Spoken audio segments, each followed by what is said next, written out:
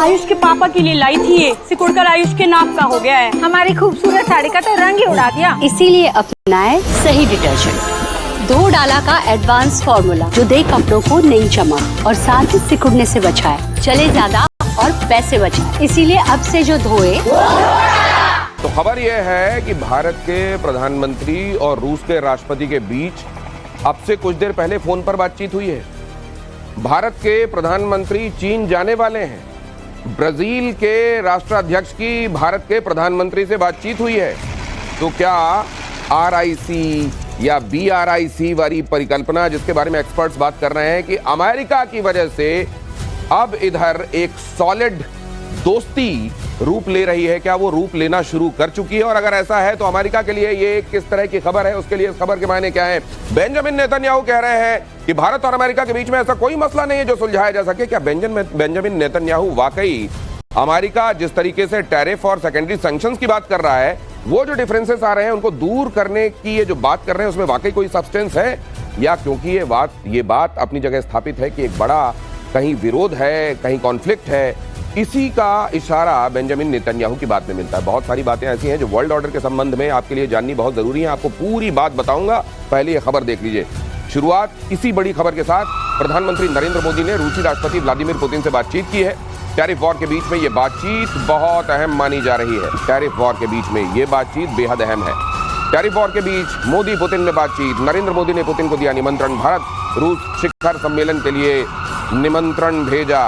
भारत रूस शिखर सम्मेलन के लिए नरेंद्र मोदी ने पुतिन को दिया निमंत्रण। ये बातचीत ये बहुत जरूरी है। जिस समय पर यह बातचीत हो रही है वो समय बहुत जरूरी है। और कूटनीति में कुछ भी ऐसा नहीं होता जो यूं ही होता है, बेवजह होता है। उसके मायने होते हैं, बड़े गंभीर मायने होते हैं। आइए उनको समझते हैं। मेरे साथ जनरल मेजर जनरल के सिन्हा यहाँ पर मौजूद हैं। सर बहुत स्वागत है आपका। गुड इवनिंग, जय हिंद। Thank you. सर ये क्या चल रहा है? देखिए दिनेश जी, जिस तरह से परिस्थितियां क्षण क्षण बदल रही है, बड़ी तेजी से बहुत तेजी से बदल रही है। और जो रूपरेखा निकल के आ रही है आरआईसी की, हम जब बात करते हैं, और जो न्यू ग्लोबल वर्ल्ड ऑर्डर का जो एक ऐसा लगता है कि जस्ट वो निकलने ही वाला है।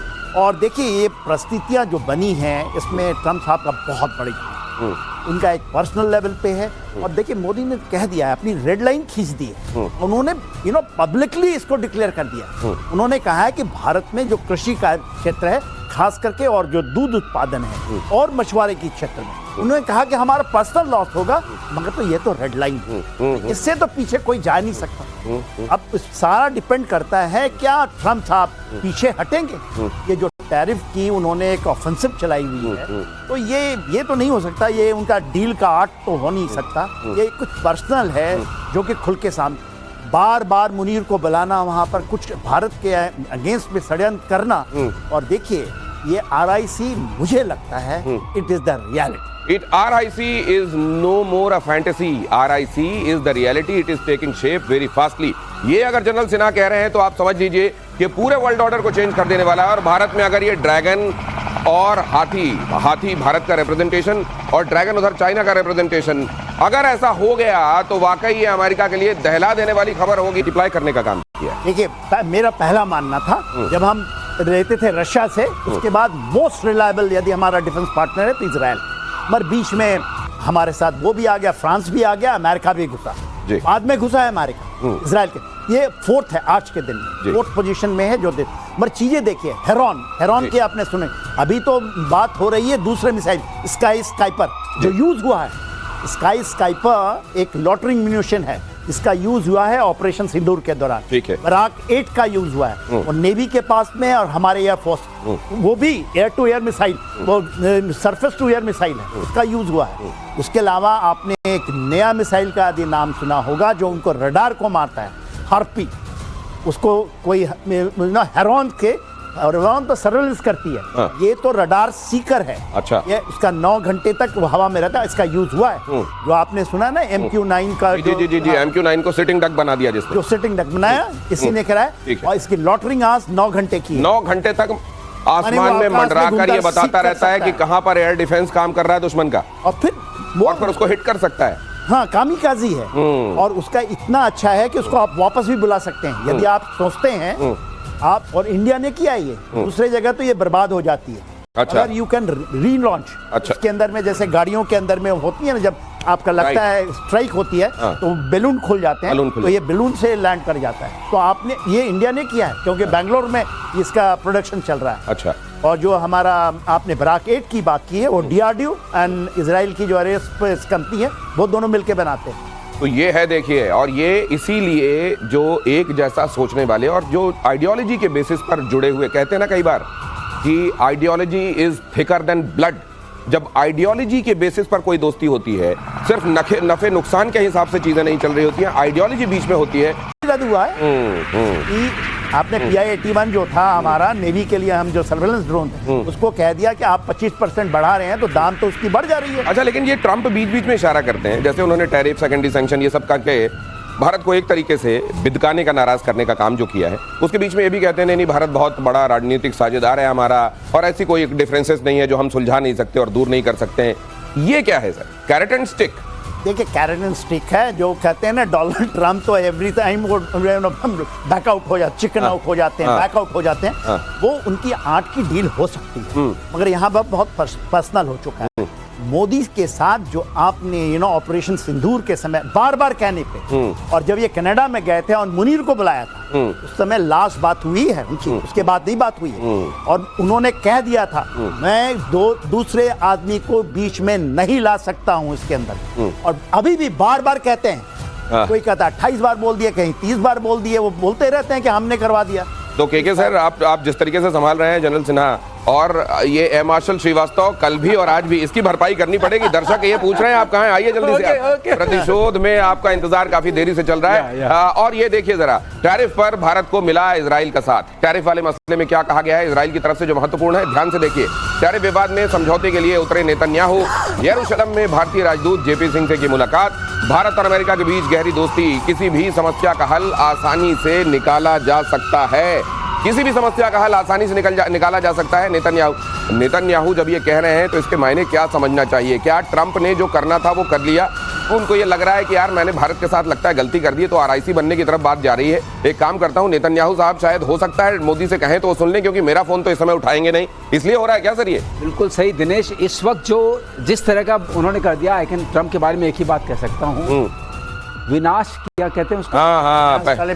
हाँ बिल्कुल विपरीत बुद्धि, वही वाला हाल है ट्रंप का। और पूरे ये अपने साथ अमेरिका को डुबो रहे हैं। $1 ट्रिलियन का नुकसान हो चुका है उनके जो पूरे मार्केट में, और इस तरह का नुकसान लाने में इनका क्या फायदा है? सीपेक लाइन बंद होने के चांसेस हो रहे हैं। अगर वो नहीं जाएगी कजाकिस्तान से, तो यूरोपियन जो कंट्रीज अपने आप में लेती थी गैस ऑयल, उनका क्या होगा? तो सब मिला जुला के नेतन्याहू एक ऐसे साथी हैं। इजराइल हमारा हमेशा साथी रहा है, चाहे कोई वॉर रही हो, और हमारा मिलिट्री उनके साथ जो संबंध है, समझौता है, मैं भी कई बार इजराइल जा चुका हूँ, वो अटूट है। क्योंकि वो हमेशा कहते हैं कि जो आपकी समस्या है वही हमारी समस्या है, तो वो हमारी समस्या एक है तो हम एक ही तरफ हैं। तो नेतन्याहू बहुत अच्छा रोल प्ले कर सकते हैं इस चीज को उनको भी समझाने में, क्योंकि ट्रंप की तो वैसे चाल ही रही है। आपने देखा उन्होंने फरवरी में 10% लगाया चाइना के ऊपर, फिर मार्च में उन्होंने उसको 30% कर दिया, फिर अप्रैल में 54 हुआ, फिर 145 हुआ, फिर मई में जाके फिर वो अब जाकर के 30% पर है। तो ये जो उनकी नीति है कि हम लोगों को दबा करके, बुली करके, उनको थका करके, और पूरे विश्व पटल में कि मैं ही हूँ और जो है वो मेरे नाम पे चलता है, तुम इधर आ जाओ, तुम इधर आ जाओ। तो ऐसा भी तो नहीं है, मान लीजिए इनकी इतनी दादागिरी, समझते हैं कि मैं ये कर सकता हूँ, बुली कर सकता हूँ, तो ये दादागिरी कर ले, फिर दादागिरी पे कायम रहे ना, फिर पीछे कदम क्यों उठाते हैं? उसके लिए टाको आता है ना। अच्छा, हाँ, उसके लिए टाको वाला शब्द भी है। Trump always chicken out. तो चिकन आउट को ये कह दीजिए कि ट्रंप ऑलवेज रिवर्सेस। उनका आर्ट ऑफ डील का मतलब ये है कि जब आप उस पर आए, जब आप आए टेबल पर, तो आपके पास इतना प्रेशर हो कि जो सामने वाला कहे आप वो मान जाए। लेकिन उन्होंने जाना नहीं, भारत जो है विश्व गुरु बनने की कल्पना रखता है। भारत में इस तरह की चीजों को समझाया गया है। हमारे पास कई महाभारत भी है, रामायण भी है, हर समय शिक्षा लेते हैं। तो हम सनातनी जानते हैं क्या करना है। रामचरितमानस तो कहती है कि रघुकुल रीत सदा चली आई, प्राण जाई पर वचन। दुनिया में वचन से ज्यादा, जुबान से ज्यादा किसी चीज का महत्व नहीं है। और ट्रंप के लिए इस समय कोई चीज सबसे सस्ती है तो वो जुबान, जब चाहे जैसे चाहे हिला दो। किसी ने मुझसे कहा कि भाई ये तो यू टर्न लेते हैं, मैंने कहा यू नहीं, ये W वाले टर्न लेते हैं, इनको खुद नहीं मालूम है कितने टर्न लेते हैं। ब्राजील के राष्ट्रपति ने प्रधानमंत्री मोदी से बात की। टैरिफ वॉर के बीच लोला ड सिल्वा का आया फोन। सिल्वा ने ट्रंप से बातचीत का प्रस्ताव ठुकराया। ट्रंप से नहीं, मोदी से बात करूंगा, लूला डा सिल्वा। राष्ट्रपति लूला डा सिल्वा ने फोन पर बातचीत की। ट्रंप ने ब्राजील पर भी लगाया है 50% का टैरिफ। ये टैरिफ उन लोगों को भी एकजुट करने का काम कर रहा है जो शायद जिनके बीच में कहीं कोई थोड़े बहुत डिफरेंसेस रहे होंगे, उनको भी ये टैरिफ वाली जो बात है ये एक साथ अमेरिका के विरुद्ध खड़ा कर रही है। मुझे लगता है सर कि क्या जिन लोगों ने ट्रंप को वोट दिया होगा, क्या वो पछता रहे होंगे? तो पछता रहे हैं।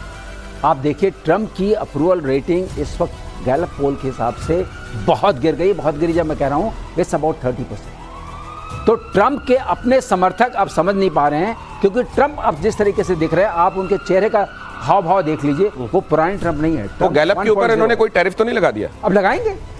देखिए टैरिफ लगा उसने जो वहां का डेटा का इंचार्ज था, उसने इनको सही डेटा और किसी ने बड़ी अच्छी बात कही कि क्या ट्रंप खुद पर भी टैरिफ लगाएंगे इस बात के लिए कि वो रशिया से यूरेनियम क्यों खरीदते हैं? लगाएं टैरिफ अपने ऊपर भी, एग्जैक्टली लगाएं सैंक्शंस अपने ऊपर। यूरेनियम $7 बिलियन का जाता है वहां पर, तकरीबन $9 बिलियन का केवल खाद, जो कहते हैं ना, जो खाद जाती है, फर्टिलाइजर। तो ये तो चल रहा है वहां पर बात उसकी नहीं है। मैं एक चीज बोलना अच्छा, ये डि सिल्वा साहब ने जब फोन किया हुआ, प्रधानमंत्री से क्या बात हुई होगी हमारे? सिंपल, पहले तो वहीं थे ना, अभी थोड़े दिन पहले तो ब्राजील गए थे प्रधानमंत्री साहब ब्रिक्स समिट में, और उस समय ना पुतिन थे ना तो शी जिनपिंग थे।